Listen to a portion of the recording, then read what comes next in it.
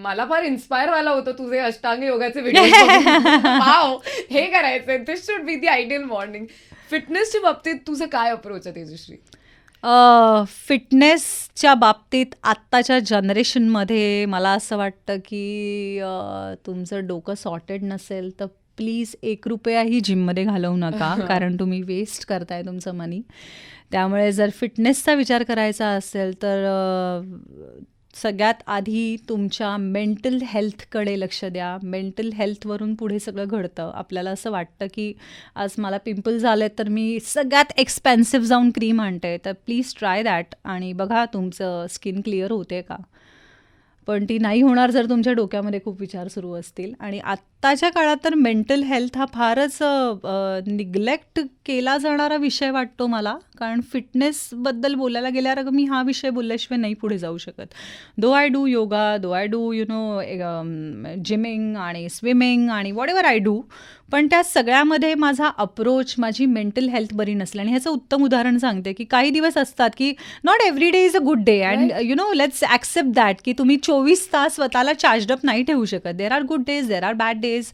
So हे जे वाईट दिवस असतात ना, तो दिवस घालवल्यानंतर मी नेक्स्ट डे, मी भलेही माझं प्रोटीन इंटेक्ट फाईन असेल, मी कार्ब्स बरोबर घेतलेत, मला जे काही मला दिवसभरातले व्हायटमिन्स हवेत, मी सगळं प्रॉपर केलं आहे आणि माझा दिवस मी भयंकर सलकीन घालवलेला आहे.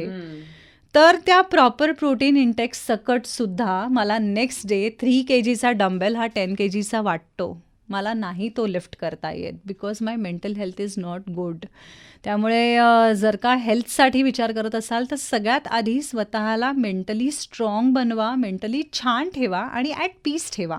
त्याच्यानंतर बाकीचं सगळं होतं. तुम्ही छान असाल, मला वाटतं त्याच्यासाठी सकाळचं रनिंग खूप मॅटर करतं. तू एकटी बाहेर पड, all you need is shoes. तुम्हाला काही थेरच नको आहे, ते मला पैसे भरायचे जिमला नको, मला योगा मॅटच हवी आहे, मला एक्सपेन्सिव्ह कपडेच घालायचे, काही नको. मोबाईल घरात ठेवा सगळ्यात आधी आणि बाहेर जा. एक मिनिट, हे पुन्हा एकदा झालं पाहिजे, हे वाक्य इम्पॉर्टंट आहे. मोबाईल घरात ठेवा आणि कुठेतरी तो वाऱ्याचा आवाज ऐका, कारण मला वाटतं तेवढी सकाळची एक अर्ध्या तासाची वेळ असते माझी, जेव्हा मला स्वतःचा आवाज फार क्लिअरली ऐकायला येतो बाकीच्या आवाजांशिवाय.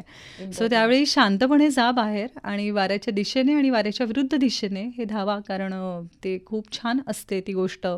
ती तुम्हाला कळणार पण नाही की तुमचा अप्रोच कसा बदलत चालला आहे, आणि त्यासाठी वेगळे एफर्ट्स नाही घ्यायला लागणार. तुमच्या आजूबाजूची लोकं सांगतील तुम्हाला की तुमचं बोलणं बदललं आहे, तुम्ही फ्रेश वाटताय, आणि त्या अप्रोचेसवर वेगळं काम नाही करावं लागत. काही बेसिक गोष्टींचं डिसिप्लिन आपल्या लाईफमध्ये आणलं ना, तर I think life will be sorted. बाकी पार्टी करा, सगळं करा.